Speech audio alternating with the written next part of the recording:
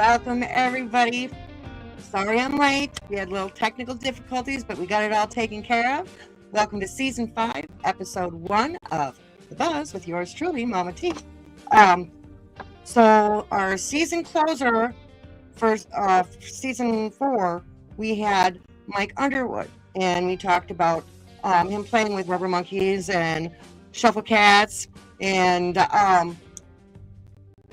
today, for our season opener, we've got Mark Anthony, and he is so amazing. You should see this guy live. Bobby and I went to a Moondance Jam and saw him, and that's when I met him, but Bobby knew him for a long time. Anyway, let's hear from Grand Forks Best Source, and we'll get right down to it. Today's episode is sponsored in part by Grand Forks Best Source. They're a cutting-edge local media broadcasting studio with captivating shows, on-location event coverage, and unparalleled advertising opportunities. Grand Forks Best Source has become a haven for podcasters like me seeking to bring their visions alive. If you're a podcaster looking for studio or platform, or a local business seeking to advertise, go ahead and email Paul at local@gfbestsource.com. You can call him at 701-740-9337, or you can go to their website that's listed on your screen there, gfbestsource.com. Tell them Mama T sent you. Mark! Hi. Hey, we finally got it figured out. Again, I can't hear you. What? Nope, I heard you fine until you clicked BN. I'm sorry. Oh, no. I don't know what's going on, man. Well, maybe you should go and come back in. You want me to log back in? Yes. Oh, okay. So we were having some technical difficulties with him. He was out in his car, and we thought his phone was connecting to his Bluetooth in his car, but he still couldn't hear us. But he heard us before he went to the car, so... What do you think, Jeremy? I blame the car. Okay. Had this happened before, because I'd be enjoying a burger at McDonald's. I get a phone call and I can't hear anything, and I realize, hey, it's paired up to the car out in the parking lot. Got it? Yeah, you can hear us now? I can't hear you. All right. I don't know. Now I can hear you. Can you hear Now me? you can hear. Yeah. Now you can hear. All right. Yay! So. Now it kicked me off again. What's going on? No, you can hear me, but I bet you can hear me. Can you hear him? Can you hear me? Nothing. Well. I wish I was a little more tech savvy, man. I've never tried this with a phone. Yeah, me too. Well, this isn't going to be Should I try log again one more time? One more time. Yep. One more time. Okay. Well, it's keeping him in the waiting room when he does this. Kick him out of the waiting room and have him log back in.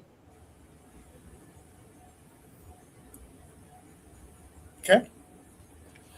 So, what did you do during your break? Well, I got another issue of my newsletter out. Can you hear us now? You can't. You still can't hear us. I'm out of buttons to press. I don't know either. It's like it wants to cut in and out. I don't know. But I'm not doing anything with my phone. And neither of us are using phones. The volume's up, everything. Now I hear you. Now you can hear us. Okay. I hear you now. And he can't see the private chat. So I can't even... That's okay. Because I was going to say, if you could see the private chat, then I could ask you questions there and say them out loud, and then you'd know what I'm saying. But Well, everybody can hear you. So Okay. why don't you talk about your latest project? The band now you're talking about? Well, whatever Slick didn't cover a couple weeks ago, you pretty much heard from him. But no, we're up and at 'em again, doing shows, and things have been going very well. And been writing some new songs, and hopefully be recording them fairly soon. It's been probably about 3 years or so since I've been in the recording studio. Wow. So just been kind of backtracking because we've had to bring people in, kind of teach them what I'm already doing, and so they get up to speed. So it's not much to move forward. So we're hoping to do that. So is this going to be a Rubber Monkeys or is this going to be a No, shuffle? it's Shuffle Cats. Rubber Monkeys is no more. That's done. You're done. That was mainly a cover band. I mean, I did a few of my originals, and but I want to be mostly original. That's why I went to the Shuffle Cats again, because people remembered that band from years ago. So it was kind of a debate whether to use that name or not. But we already had a website and had all that stuff. I didn't want to have to start completely from scratch, but next time I will. Well, tell me about what got you into music in the first place. A lot of reasons. My grandmother was in a band years ago. My mom was always singing, so there's always kind of some music around the house a little bit. But I don't know. It wasn't until high school, a couple of my friends in high school started in a band. And then we had a guy move to town who was about 10 years older than us, and he started a band. And then I just kind of gravitated towards it because a small town, there's only so many people that play music. So that's kind of what we did, and took it from there basically. And which band was that? Where was that out of? It was called Darkos. Darkos, yeah. Yeah, Darkos. Yeah, it was. Well, we went to high school in Cavalier, my friends and I, but most of the early bands were based out of Grand Forks. So then we had a bunch of names, Redline, and I don't even remember all the names.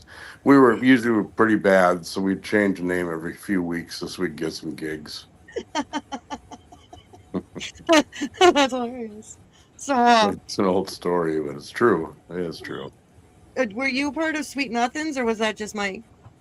No, that was Mike's band. I didn't know Mike back then. He was on the road years ago with that. I didn't meet Mike until 3-4 years ago when I first met him, and that was at a mutual friend has this barn that he renovated, and he has parties, and the loft is all fixed up. He has a stage and everything up there, sound system. So I actually went to a Halloween party up there that the Rubber Monkeys decided to sit in for because they had a side band, and our drummer Billy, who's my drummer now, was in that band. So we said, well, why don't we play the party too? It was just kind of for fun. And that's how I met Mike, because he was playing in the Robos with Billy. And Robos, then yeah. that's how I met him. So you mentioned it's been a while since you've been in the studio. How many albums do you have out? And is it just Rubber Monkeys or do you have other? no, there's three. Well, two are technically out. We did the back in 1997, did the initial Shuffle Cats CD. Kenny Reardon and I wrote that together, and it was 10 original songs, and we put that out when we were still in Fargo, and that's about the time Johnny Lang was first taking off, because when we were in town at that time, we were one of the first bands to let him up and play a lot. So we kind of moved. Kenny and I decided to just uplift and move to Minneapolis when Johnny took off, because originally his dad was going to manage us, and then that didn't really work out like we thought it would. But that was the whole reason for moving to the cities. Well, you've been all over though. You guys tour, right? No, I've never been on tour. No, that's one thing I've never done that a lot of my bandmates over the years have done. I always had to be the guy that had to have the job and everything, because I was on my own, and I never was in a band that I had a couple times when I could have joined bands that I could have done that with. But it's like, well, do I want to go sing their music or do I want to try to create my own? Maybe I should have went the other way. I don't know, but a couple of them had some bigger names, but it's doesn't really matter. What kind of music did you listen to growing up? What did you like? Mainly rock and roll. I mean, it wasn't until I moved to Fargo that I really started. I always kind of knew about blues, but like a lot of people, I thought this is the down and out stuff. Everything sounds the same. It's all 12 bar thing or whatever. And I was just kidding with somebody recently. Every song starts like "I woke up this morning." It's like, well, okay, it's the "woke up this morning" song. But it really really wasn't until I moved to Fargo that I joined a band called the Blues Works. That was originally what they were called, and that evolved into the Shuffle Cats. But that was my first real exposure to different kinds of songs. But that was almost too much of the 1-4-5 kind of stuff that blues bands play. So I mean, I got a good taste of that, but I found that I could sing better with that stuff. I mean, I was a kid of the 80s, so I mean, I was in bands that we were trying. I don't have the voice for. We were trying to do Cinderella, and we were trying to do Tesla, and we're all the stuff. And these are all great bands. Don't get me wrong, but all of a sudden, I always sucked because I couldn't sing that stuff. Well, who can? Unless you really have a voice for that stuff. Right. So it was a big boost of confidence for me. That's wow. Now here's something I can excel at. So that's what I did, and my writing just kind of evolved that way. But I don't like to write the standard blues stuff. That's why I try to make it more blues rock. Like the Joe Bonamasses, the Mike Zitos, those kind of people. That Oh, it's yeah. not just the same. When you listen to them, you don't know what to expect. You think you do, but is this going to just sound like the last person I listened to? Well, no, I try to make mine not the same like that, but it's just try to do more of a rock and roll thing. You see, when you talk about that, it reminds me of Bobby's song. Woke up this morning, my baby was gone. And he was trying to make that one in a little more rock and roll. I mean, it was inspired by blues, but yeah, and there's Well, there's a video, everybody wakes up in the morning, so why not? right? Well, and those that don't aren't around to talk about it. Yep. Excuse me. Excuse you. So, what kind of where you've been playing at different festivals all over, and which one was your favorite and why? Uh, I mean, I like them all. I mean, just playing in front of a lot of people in that environment, because it's not just some bar, where you don't know if people are there really to listen to music or they're just there to get hammered and you just happen to be the one playing. No, festivals are more designed for people that are music lovers to come.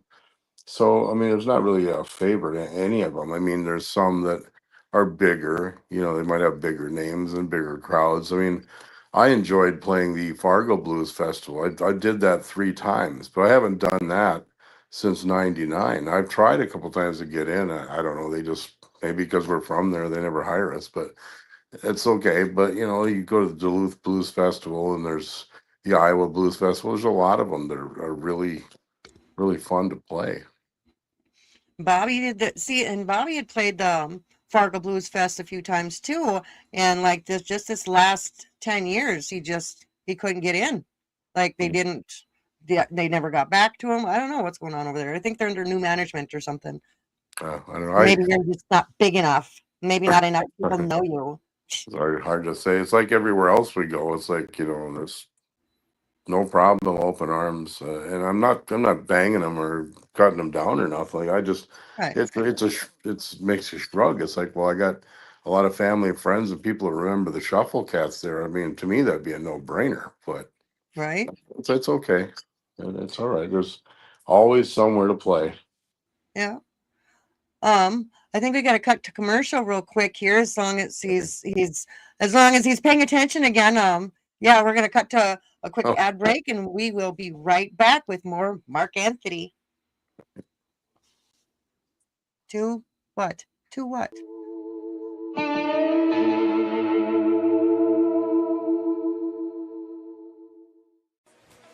When it comes to podcasts and social media, stick with the best. Grand Forks' best source. Keep up to date with local happenings and news, interviews with city leaders, athletes, nonprofits, and of course, lots of feel-good stories. You know, Grand Forks' best source is a great way to advertise your business or events with the most economical ad packages available. And contact us to find out how you can have your own podcast with the best studio in the area. Check out Grand Forks' best source on your favorite social media app. Grand Forks' best source, the Forks' best local podcast. Call 701-213-0863 or online at gfbestsource.com. We love the Forks. Grand Forks' best source, giving the Forks their identity again. What's up, Red Lake Nation Radio? This is your host, DJ Soko. Come join me if you're Acer Donnell from 4 p.m. to 8 p.m. every Soko Saturday, where I have a new segment, Soko's Metal Madness Hour from 7 to 8 p.m., bringing the North all the new and classic metal to the masses. The first 3 hours will be the old school hits, the rock and roll classics, and all other genres of music. Even country. So come take a cruise with me, DJ Soko, bringing the fire right here on 105.3 WRLN, Red Lake Nation Radio. Yeah. This episode is brought to you by AFS Automated Financial Services, your partner for fast, reliable, and affordable payment processing. Whether you're taking payments at the counter, on the go, online, or through a full POS system, AFS makes it easy to get paid anywhere, anytime. They handle credit, debit, EBT, gift, and loyalty cards across every industry and touchless options available for all in-person transactions. Entrepreneurs and ISOs can even earn monthly residuals through AFS partnership opportunities. The tools are yours. The income is yours. You'll get approvals in under an hour. 24-hour equipment deployment or reprogramming. Low, simple rates, matched or beaten, or they pay you, and 24/7 live customer service. You get the technology, rates, and support your business deserves. For a free cost analysis or rate quote, call 1-877-738-5010 or visit automatedfinancialservice.com. AFS, smart technology, real service, better business. Visit littlebobbybuzz.com, your source for Little Bobby merch and music. Keep up with the bar and don't forget about the buzz with Mama T. That's littlebobbybuzz.com.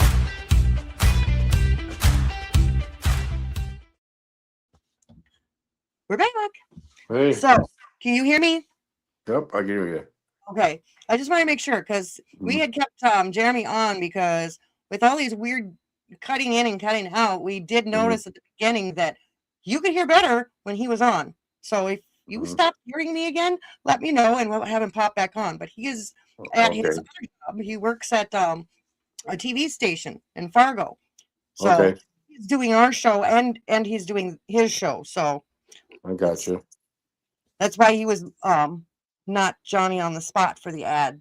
But that's okay because we started late. We can break late. I was reminded of something on the commercial. We were talking about blues songs that start out with "I woke up this morning," and actually one of the songs that Kenny and I wrote was much more Kenny's song than mine. On our first album, it's called "The Sun's Gonna Shine," which was played on Kevin Hendrickson's show quite often because Kevin used to really like that song. It was a little bit longer, but that starts out. But it was a little different because I wrote the lyrics to it. It was "I woke up Sunday morning" instead of "I woke up this morning."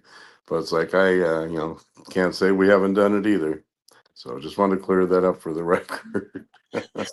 Kevin Hendrickson. Gee, that name sounds familiar. Yeah. I think I know that guy. I probably could find him on here and forward the show to him and let him watch live. We do have a 4 or 5. Lives somewhere in your area now. I talked to him not too long ago, just chatting on I don't know, it was texting or Facebook or whatever, but no, he's somewhere around Crookston or somewhere, Bagley or somewhere. Yeah. I think the last time I saw him was Jesse's funeral. Probably. Yeah, that was a big loss. Mhm. the music community too. Just Mhm.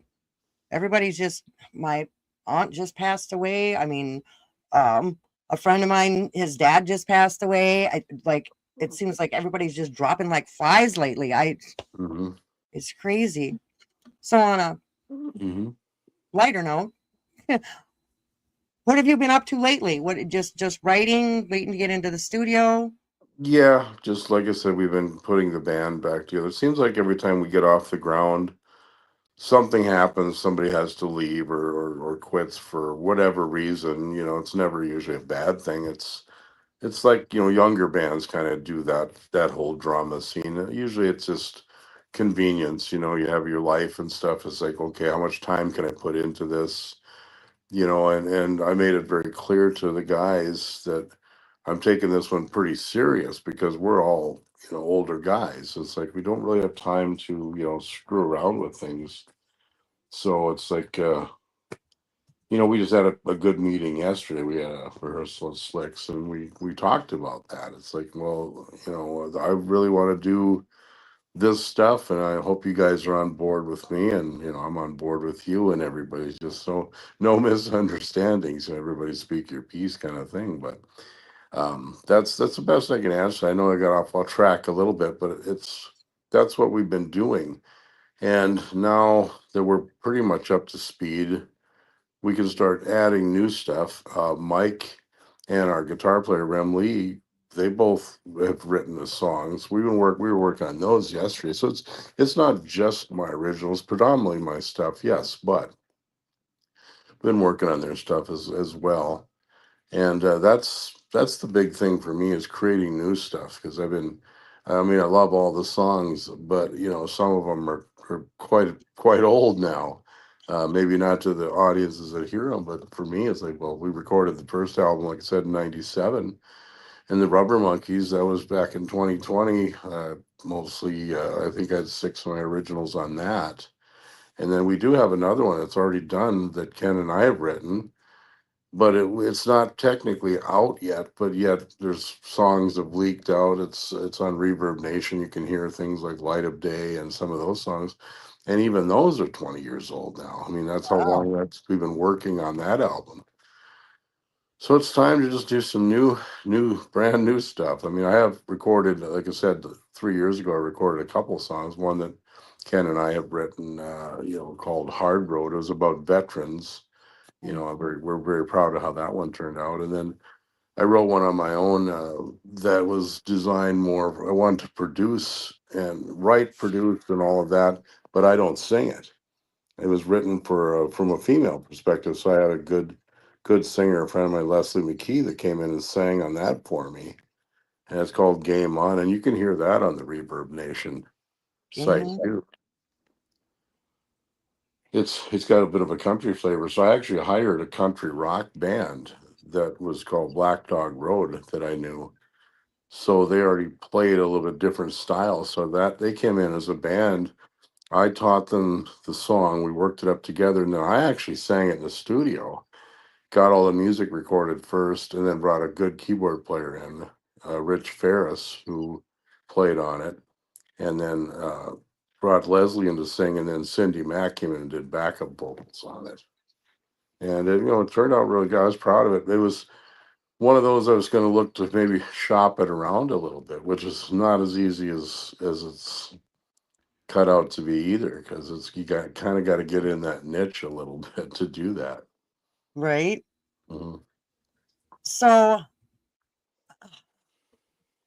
how much more which do you like better? I mean, I know each has its good points, but would you rather be on stage in front of a tens of hundreds of people, or would you rather be in the studio fine tuning everything and making everything sound just right? No, I still love playing live more. It's the live energy is always, it's hard to beat that. It really does, because you feed from the energy of the crowd. I mean, you go into a studio, sometimes you go in to do a vocal part. It might not be the right time of day, or it's morning or something, and try to capture that live feel is really hard to do, because I can become almost a different singer live than I do on recording, could do 5, 10 takes, still not get that energy that you want. Like if it's a song on the first CD, there's a song called "Before You Fill Me Up," which is much more of a rocker. That's the first one on the CD. And I remember we recorded that in Bismarck, and we set up a gig in Bismarck at a place called Armies years ago. And we actually set it up with a studio. So we came in there at 1:30 in the morning because we played 9 to 1 at the club. And I thought, well, I'll be all warmed up from singing all night, everything. We came in just so I could be warmed up and try to sing that because that was a hard song to sing. It was in a key that's not the best for me to sing in. But we didn't want to change the key because it sounds so mean because Kenny used a detuned D drop tuning on that song. And it still took me a few takes. And of course, now I listen to it. I still can't stand to hear myself on CD. I just think everything stinks myself. You're always your worst critic. But that one, and I just remember how hard we worked to try to capture that energy. And I think it's there, except, I've learned to relax a little bit more on the backbeat. You just learn over time different little things that you apply. Whether you're writing or doing whatever. What is your writing process when you decide that you're gonna make a Not song? Do the lyrics come to you first, the melody, sometimes. or Sometimes, well, when I worked with Ken, sometimes I'd come in with lyrics on a melody, which I did, and we worked well together. We'd bounce things off each other, or he would sometimes write music like Light of Day. He wrote the music basically first. We kind of collaborated some on the bridge parts, but I mean, that was pretty much same with Hard Road, which I mentioned that we'd recorded not too long ago. And then I wrote lyrics. He kind of gave me the freedom to write lyrics. There's only one song, one I mentioned earlier, "The Sun's Gonna Shine" on the first CD that's the only one he ever wrote any lyrics to. And it was just, "I hope the sun's gonna shine on my guitar someday." That was the line he wrote. Mhm. And then he wanted me to write lyrics for it. But he kind of directed me a little bit on what he wanted, and then I tried to capture what he wanted, and then he was happy with what I'd come up with. So, but that's the collaborative process. Not nowadays, I do it much more on my own. I just I try to work with different people, and not everybody's easy to work with, and I don't mean that in a bad way.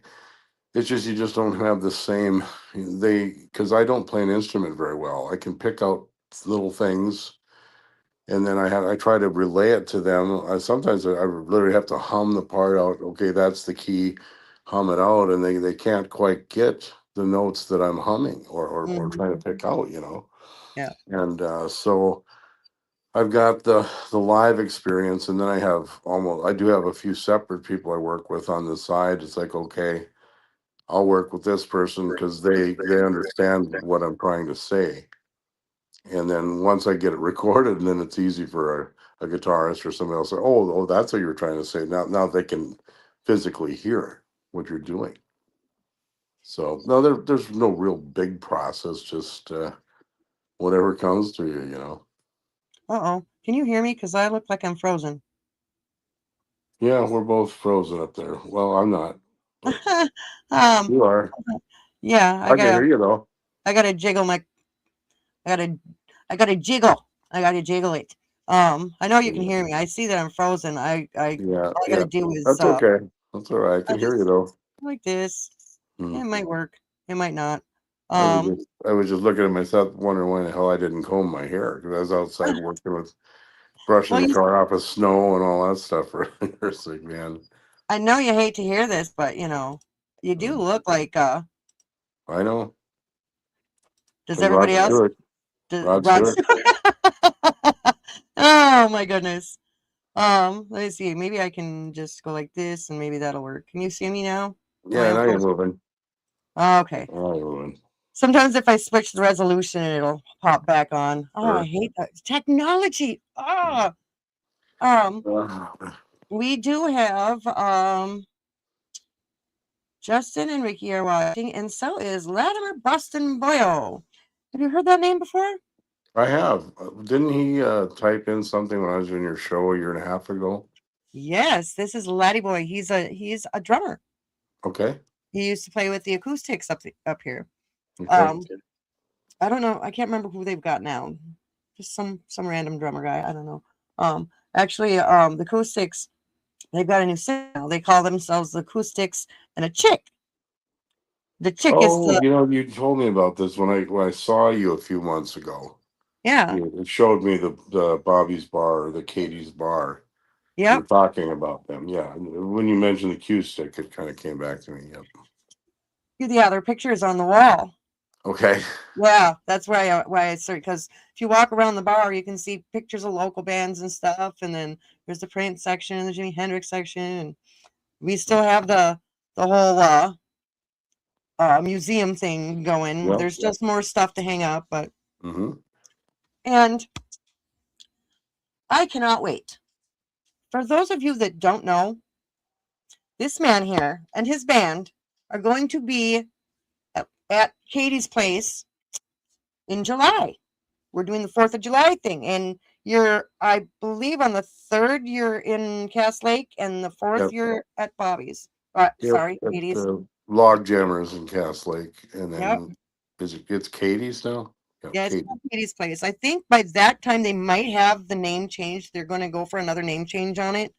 Okay. They're just going to call it the 295 on Cleveland because it's the address. Okay. That way it's not. It doesn't point out that it's a bar. It doesn't point out that it's a restaurant. It doesn't point out specifically that it's just for music. It kind of just, it is what it is. And then like in a tagline, it'll say live music, family friendly, stuff like that. Just so they can attract more people and not just, oh, well, I can't take my kids there to eat supper. They're not 21. Well, it's a family friendly establishment. As long as the kitchen's open, bring your kids. I was just there last night. There was live music. Pam Innocent was playing. So that was fun. And I had family show up from out of town that I haven't seen in a while. It was amazing. I had a great night last night. And they just left right before the show started today. So I'm still on a little bit of a high from getting to see my youngest kid. I haven't seen her since last summer. She just turned 18 in January. So I'm glad that there is still places having live music. It's getting less and less, unfortunately. I know that just from the booking and stuff, but younger kids don't seem to go for live music quite as much. They got phones and whatever to entertain. You can push a button and get instant social media or instant music anywhere you want. And I mean, I've tried very hard because I love pretty much all kinds of music. I really do. And I've tried very hard to like some of the newer stuff that I hear, and it's just I just don't get it.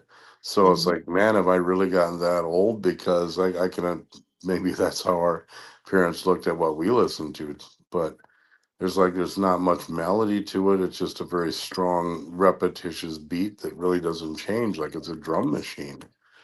And I'm like, where's this going? It's I don't know. I can't get into it. I mean, if that's what they like, that's what they like, and God bless them. But I'm thinking this really wouldn't be something that you'd go listen to all night like a live music club. It's like it's almost the opposite of being live music. What do you think, what do you think the AI, how AI music is gonna affect the industry? That scares me. Even the visual AI. I mean, if you go on Facebook now, you get all these crazy AI things, and some of them look very, very real. But you can still tell a little bit that they're not. But with the advances in technology, and you get that word again, it kind of scares me in a few years. I mean, who's to know what's real anymore at all? Exactly. Just like they can say, oh, they can fake stuff happening. They can say, look, here's proof right here that this politician did this or said this, or this famous actor did this or said this, or they can do all of that now. On Facebook, just the other day, last week, I saw a big breaking news thing, and it said that Fran Tarkenton had died of the Minnesota Vikings, which was not true. But they blatantly said that on there, and it had it, it looked real and everything. I thought, oh my God, so I looked it up right away on Google, and there was nothing, because it would have been on Google right away. Right. It would Right. have been real. But I'm like, how in the hell do people, why would you want to do that? It's just, for them it's fun, I guess. But For likes and clicks. yeah, I don't know. It's all for the attention. It's all clickbait. So that, because if you have a certain amount of followers or a certain amount of clicks or a certain amount of views, you can get monetized for that. So if you just put out this shocking stuff and people start sharing it and everybody's like, this is so fake, and then they start this whole conversation in there about how fake it is, and you're just giving them money by interacting with it. Now That's a little. That's how little I know about it. I mean, I didn't even realize that, but I don't know. It just still seems wrong, I guess, to me. I know. Even with like actors, like child actors, how the child actors, they got into acting through commercials. Back in the day, it was the little kid actors and the Great Juice Girl and Mikey, and a lot of actors cut their teeth in commercials, and then went on to, I don't know, Silver Spoons, Growing Pains, Yeah. And now where are they going to get their start? They've got AI is all these commercials now. AI is doing all the commercials now. Like, why hire an actor when you can have AI do it for you? I know, and that's scary for actors in themselves, just in anything, because of that. I mean, for a while there was an acting boom. As soon as you had Netflix and all these other places, Amazon, there was doing series and stuff. It just seemed like there's a lot more people doing acting, and more actors are getting work from that. But I see a trend the other way, just like you said. Okay, we don't need to pay an actor anymore because somebody can invent an actor to do that. Right, just like we don't have to hire a popular band to write the theme music for our new song. Like, think about the Friends theme. Yeah, I'll be there for you. And their career skyrocketed off of that. Like, it just seems so ridiculous to me now. And that's the way the world is moving, and I don't like it at all. People don't have to interact with each other. They can just, we do have I don't know if he's paying attention, but we do have another ad break coming that was kind of due like 4 minutes ago. He usually sends me a message that says 2 minutes, but he's here. All right. We will be right back after these messages. Soda pop.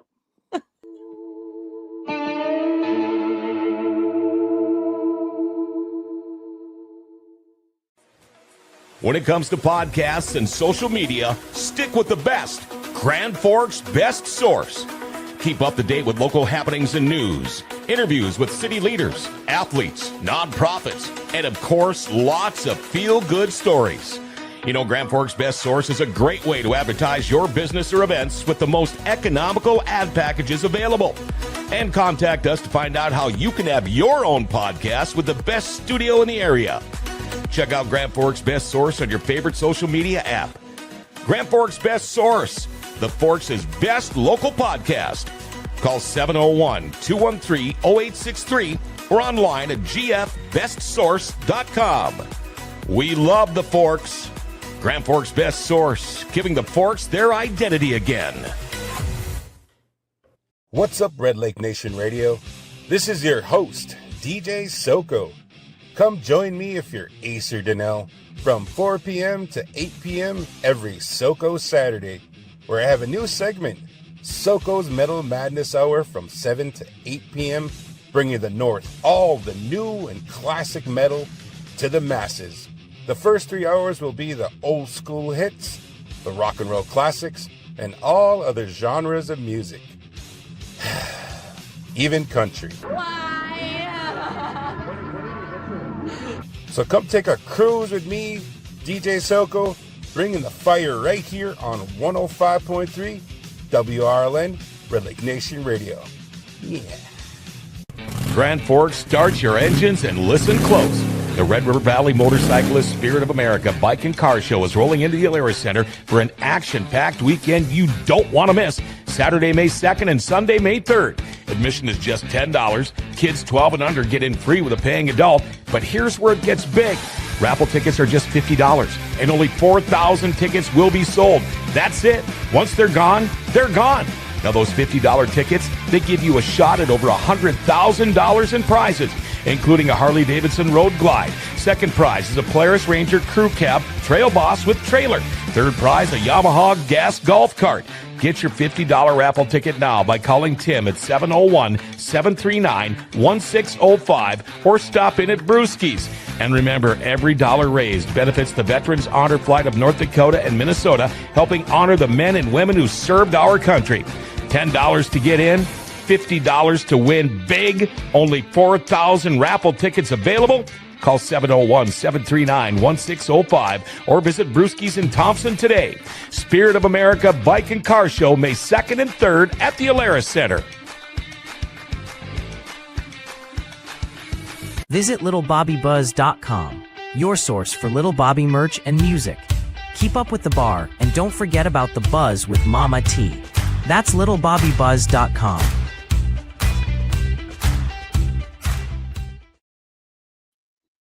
We're back. Thanks All for right. sticking around. Sure. So I do have Laddie Boy would like to know, speaking of platforms, where can I find the band's music? If you want to listen to some of the songs that we've done, it's on Reverb Nation. That's all one word, Reverb Nation. Mark Anthony, Shuffle Cats. And Okay. Shuffle Cats is one word as well. Is So there there's dots or dashes or Well, lines? or it's Reverb Nation, and you could leave a space, Mark Anthony in a space, and then Shuffle Cats. And the whole first album is on there. We don't have them like in the order particularly that they were on there. And then I have 5 other songs. I think there's 15 on there, but there's Light of Day, which is the title track of the new album that's never quite come out yet, totally. And but the song, like I was telling you, like Game On is on there for people who want to hear Leslie singing a song that I've written. And then Hard Road, the other one I was talking about, that was the Kenny and I had written for the. It's basically about veterans. It's about a biker truck driver / veteran dies before his time kind of thing. That sounds terrible. That sounds like a sad song. That must be a blues Yeah, one. yeah, but it's people like it. I mean, It I sounds just go good. by- No, I don't mean it sounds just go- bad. I just, Yeah. I just go by Um, what people like. yeah. I have a few people like yesterday. A friend of ours that was at practice said, "I don't really like that song." I never get offended by that stuff. It's like I really love the way you sing, but I didn't really like that song. I think it's okay. And well, then I was asked, what's your favorite song you've ever done? And I'm like, man, I just can't pick one like that. And I use the old adage, it's kind of like having having kids. You have an ugly one, you still love it. It's like, hey, my kids I will love love that one. I love all my children equally, but I do have favorites, right? Kind of thing. So Yeah. I have a couple, but I didn't really say what they are. But I know the overwhelming ones that people have liked. I mean, sometimes you just can't second guess them. I mean, they'll just say, we really like this song. And I'm like, really? It wouldn't be the one I would have picked, but I think overwhelming Rebound Man by far is the one Rebound off Man? the first album. Yeah, we got a lot of radio airplay back from the Fox and Fargo because they really supported us a lot back in '97 when we released that CD. Ken and I were on their show a couple times, and they played it in their rotation, which was, you don't see a lot of that these days. Yeah. Not at all. Oh, And then- speaking of which, Go ahead. so you noticed the SoCo Saturday commercial, right? We play all genres, even country, Mhm. Mhm. So WRLN actually, I think they still play Little Bobby music, but they were playing it a lot while he was still around. But Mhm. the Soko show, he always plays a Little Bobby song. The second song is always a Little Bobby song, and I Well, think that's hilarious. Just because Bobby had this thing when he'd walk into a room, he would yell a word, like a random word, and one of his favorite words to yell was poop. And mhm. poop is also known as number 2. He's got the Number number 2 two. spot. There you go.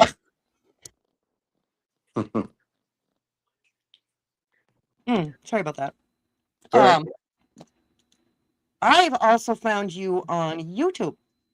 I Yeah. searched Mark Anthony and Shuffle Cats, and I think it's a nephew of yours that built the whole channel around recordings of you on stage. You know, that surprised me because I didn't know he'd done that. I had no idea. You know, who thought family would do something like that? I mean, I'm flattered. I'm very flattered, but because I never see those kids very often. They all live in North Dakota, most of them. So yeah, that was pretty awesome. You mentioned you played in Bemidji too. Like when you Years go ago. to Cass Lake, you said, "Well, get the Mhm. word out there because there's a lot of people from Bemidji that remember the Shuffle Cats." Well, I sure hope. I hope they do. It's been a lot of years. You know, you just pedal us around the retirement home, I guess. But no, we used to play up there at Hard Time Saloon for years, and back when the Shuffle Cats were very popular, you know, in the mid '90s. You know, I mean, it was granted, it was not a very big establishment, but I mean, it would just be we come up there, it would just be packed. I mean, it's like sardines in there, and we made a lot of good friends up there. There's a lot of really cool people up in Bemidji. You know, I miss playing up there a lot. Well, I'm sure they miss you too. I don't think that your fan base is old enough to be too senile to forget you by now. Just you're kind of unforgettable. You get on that stage and you have this stage presence. I mean, you are just so animated up there, and you interact with the audience, and I just love watching you perform. The only time I've only seen it once, and that was that last moon dance before Bobby passed away. We Yep, ended up. It was eh, the very last day. and I went that year, and I sat in with the band I used to play with, doing the Leonard Skinner Freebird show is all Skinner music, you know. So you kind of got a foot in the door anyway because they're there. I wished I could have done something with my own music to do that, and I'm confident enough in it to try to do that. That's what I'm trying to get done. But no, that was cool. It was good to see Bobby because I hadn't seen him in a long time. You know, I said, there's that kid that used to wear that big goofy hat all the time, you know, because his head wasn't even big enough for the hat back then. I mean, he was probably 18, maybe, you know, he was still a kid to me, you know, but yeah, he used to come around Fargo, you know, and he had the strap on his guitar like Stevie Ray Vaughan, which Ted Larson used to have too. All these guitar players, when they started off, they looked up to Stevie Ray. So they all had to have that same strap that Stevie had. And they all wore hats. At least Bobby's hat was, you know, completely different. He looked like the cat in the hat. He wasn't like just wearing the cowboy hat like Stevie, you know. But Oh, he had many hats. He had many hats. That's how you could but find him in a crowd. but he stood out. I mean, even as a kid. I mean, I talked to him when he was a kid a few times and stuff. But then over the years, I'd moved to the cities. I'd hear of him once in a while or see that he'd been somewhere or played somewhere, but I just kind of lost track of him, you know. But very very sad to lose him at such a young age. I And agree. and just I after just reconnecting with the guy, it's just, I mean, saw you guys at Moon Dance, and then I talked to him on the phone, you know, literally the week before he passed. We were working on, he wanted me to come up and play at the bar. yeah. And it's like, that was, you know, I contacted you. It's like, I've been trying to get a hold of Bobby, you know, it's like, gone. There's a reason he hasn't answered his phone. Yeah, well, not to dwell on something bad here. It's just, you know. But yeah, I mean, he talked you up though. He did. He really like, I know that guy, babe. We got to talk to that guy. We got to talk to that guy. And his hats. Okay, this guy. So How many he had hats did he have? oh my gosh. Okay, so when I met him, he had this green, this top hat that had like dollar bills, a dollar bill pattern. Another one was a black felt top hat with bunny ears on it. He actually gave that one to me for my 50th birthday. He threw a surprise birthday party for me, and all like my family from like all over was there. It was amazing. And then let's see, he had the top hat that I bought him. Looked just like Slash's hat with the silver. Yeah, the Yeah. buff. Yeah. Yeah, and he said, "Babe, I love this so much." He says, "You better make sure I get buried with this hat." Oh wow. He said, so yeah, he got cremated with that hat. And then he had this one. And see, when we first started dating, it was pretty funny because I always teased him that, you know, one of our friends even nicknamed him Big Head. And I always teased him whenever he wore a fedora. I'm like, dude, give me that. And I put it on my head. I said, see, it looks a lot better on my head. You look like one of those little monkeys with the little tiny hat. Like, you know, I don't remember ever seeing Bob without a hat. I honestly don't think I ever saw him without a hat on. Nope. And he had some baseball caps too. You know, he had the Yankees baseball caps. Oh, here's another one of his fedoras. Yep. The one with the bunny ears that he gave me is actually in a display right now at Northland Technical College in Thief River. Okay. The Northwest Minnesota Arts Council has a display, and they've got I want to say 3 or 4 displays per year, and it's set up for 4 months, and like April 16th we're gonna all meet over there because it goes up in January, it comes down in April. And so he's got, like, I can send you the link for it. There's like a whole tour, like all his like different albums are on the wall, posters from the bar, accomplishments. The hat is in a glass case. And then their second artist is Maury Finney, and his stuff is all set up. And then they've got some smaller artists, like just like with one little column. And I know one of those artists too. They played at the bar out here. It's really fun. If you guys get a chance to, if anybody out there gets a chance to, if you're in Thief River, try and stop by there, because it's really interesting. Or message me after the show here, and I can find the link and send it to you. I haven't been to Thief River in years. I used to play a place called the Rusty Nail many years ago. That's still there? Yes, the Krusty Snail. Okay. No, it's had that high stage. That's all I remember. They had a high stage because I fell off of it once. Oh yeah. Yeah. They are under new management. The new owners have had it for, I want to say 5-6 years now. This is the 80s. I mean, that's how long that was. Yeah. Yeah. They call it that back in those days. They called it the Krusty Snail or the Krusty Nail, you know. Yep. But it's a lot better now. It's a lot better now. But yeah, that is a high stage. What was I gonna say? Oh, I did send this link to Kevin Hendrickson during the break, so you can watch the show too. Well, we only have a couple minutes left. Okay. Yeah, because we can only go 2 minutes. So yeah, I miss his Riverside Blues show. He did a lot for us. He helped us out, and he came and introduced us a couple times. Like my 40th birthday a few years ago in Grand Forks, we did a big show at the Empire Art Center, and Kevin was there for that. And then I think a couple times, I think once at Moondance he might introduce us, and then once in might have been the Fargo Blues Fest.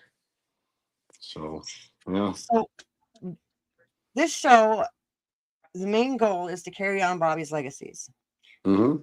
Support the musicians, support the live music, and help the kids get into the music industry. Encourage the kids to play instruments and stuff like that. So what advice would you have for a young musician that's thinking about making a career out of music? Oh, that's a tough one. It is. Because my own granddaughter, 5 years ago, I bought her a keyboard, a really nice one. I just didn't want some Casio piece of crap thing or whatever. So, well, pretty soon it was, hey, Grandpa, I need a keyboard bench. Grandpa, I need a keyboard stand. So yeah, she milked it along. But I always say, are you playing this thing? And she's doesn't ever give me an answer. She just turned 12. It's like, come on, man, are you playing it or not? But getting back to your question, it's hard to say. Either they have an interest in it or they don't. But if they do have an interest, I think we should really do the best we can to encourage that, but let them know that it's what a tough business it is. If you want to ride around the back of a van for 20 years, that's what it is. I mean, don't ever give up on your dreams. I'm not saying that, but just understand there's two sides to everything. There's a good side for every one person that makes it. There's countless people that don't, and then they end up branching off into something else. They might stay with music in some way. They might become a producer. They might do something else. Some become booking agents that I've dealt with. They were all musicians at one time, or they become managers, whatever. I guess I'm the foolish one because I keep plugging away. I'm so foolish enough to think somebody might come across one of my songs someday. It didn't matter my age. Um, uh, Somebody was saying, okay, like I knew both Shannon Kirkman and Johnny Lang. They both came from Fargo. I knew both of those kids very well, and they were very young, but they used the youth as it was never, let's go see so and so play. Let's go see that kid play. Could have been any kid that had talent. Right. But I'm thinking, well, why couldn't the same be the reverse? Let's go see that old fart play that's still playing. Maybe he still has a chance. Who cares if he's 96 years old and ready to fall off the stage? So Maybe that basically, maybe that's when I'll get noticed. You never know. so But I keep dreaming about it. I keep thinking about it, and I don't really want to give up on it. basically do it because you love it, not because you think you're going to get rich. Exactly. Because rich. All Yeah. right, we better cut this short because we do have to send this over to Grand Forks Best Source, and it has to be an hour. So Okay. thank you for being on. I'm You're glad we welcome. worked Thank out you. the kinks. Yep. Thank you for all the viewers. Oh, and Matty Boy, he will be, if you missed it, the Shufflecats will be in Cass Lake at Log Jammers on July 3rd, and they will be here in McIntosh on July 4th. Next week we had Kitschy Boogie. They're a great local band. You guys, if you heard the name Kitschy Boogie, tune in here next week. We'll see you all next week. Love you all. Thanks a lot, and check out Reverb Nation and our Shufflecats website, theshufflecats.com. Thanks a lot, Tanya. Perfect. Today's episode is sponsored in part by Grand Forks Best Source. They're a cutting-edge local media broadcasting studio with captivating shows, on-location event coverage, and unparalleled advertising opportunities. Grand Forks Best Source has become a haven for podcasters like me seeking to bring their visions alive. If you're a podcaster looking for studio or platform, or a local business seeking to advertise, go ahead and email Paul at local@gfbestsource.com. You can call him at 701-740-9337, or you can go to their website that's listed on your screen there, gfbestsource.com. Tell them Mama T sent you.